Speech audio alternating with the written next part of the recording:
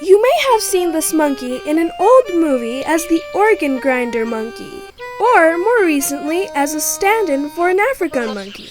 Hollywood always gets their monkeys wrong.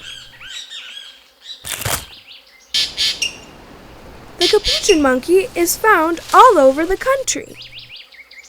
They eat all kinds of things, including this bark, but they really love beetle larvae and caterpillars that they sometimes find in old leaves.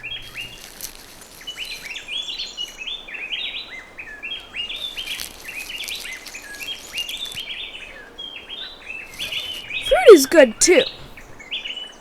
The fact is, they eat almost anything, even squirrels and baby coatis.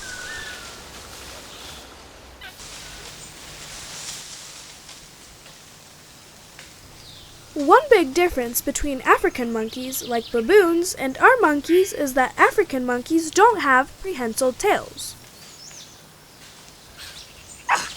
Dental care is primitive.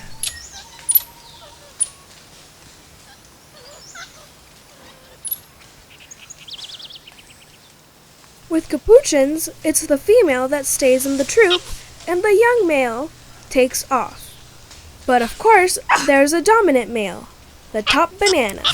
He's not always the oldest one.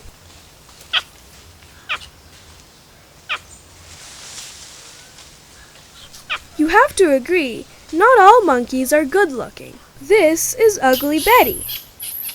It takes 70 to 400 acres of forest to maintain a troop of these monkeys.